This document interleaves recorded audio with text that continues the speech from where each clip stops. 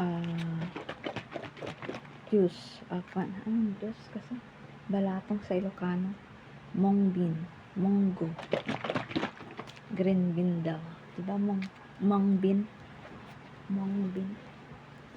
Yung balatong.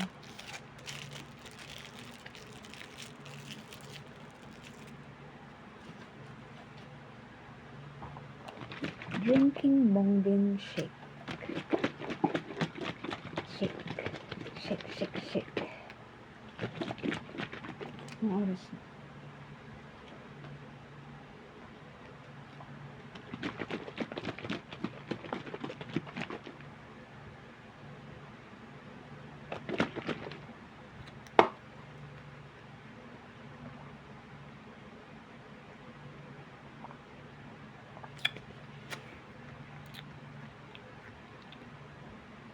Hindi naman sinabi ng doktor bawal ang munggo. Basta bawal sa akin peanut, mani. Dahil may mani na daw ako. Joke lang. Kasi guys, namamanhid tong kamay ko. Ginigising ako pag madaling araw. Sobrang halos hindi ko magalaw. As yan, pina-check up namin. Sabi ng doktor, bawal ka kumain ng mani. Peanut. Don't eat peanut.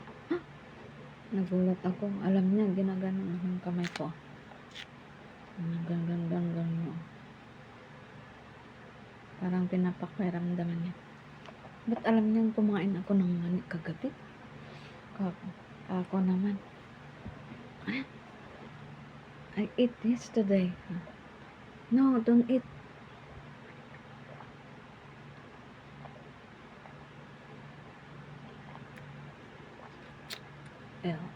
Ayun. Kaya kahit yung mga kanilang pakpak parang candy naman kakain lang ako nun. Pagdating ng gabi, sobrang manhid ang kamay ko. Kaya bawal talagang mani.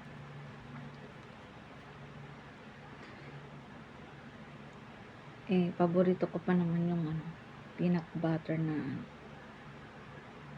palaman. Wala na. Bawal.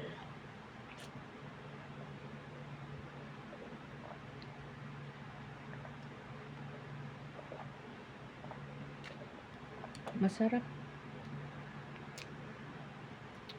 Balatong shake.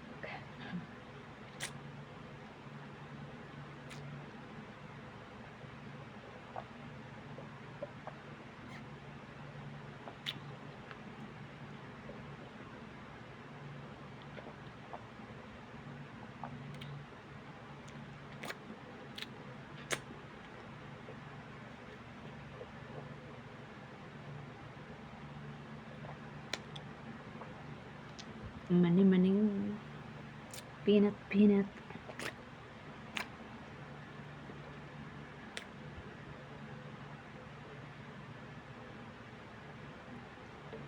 Ano ba sa Tagalog yung mani-mani? Yung peanut. Peanut is yung clitoris ata yun, no? Clitoris. Tinggil. Gil.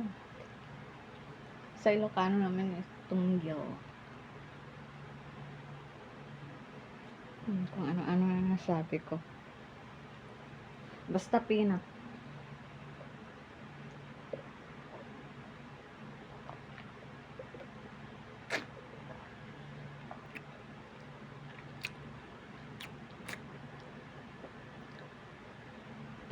Tatlong video,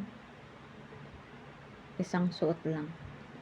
Kasi ilalagay ko dito sa YouTube ko, guys. Para may mai-upload ako. Matagal na kasi akong hindi nag-video ng kumakain. So, drink.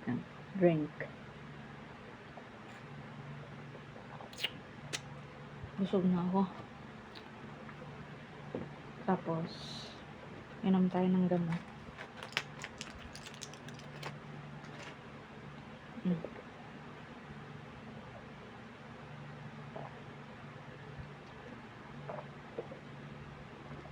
Tignan natin 5 days kung may ito. Kung may pagbabago ba sa ating katawan.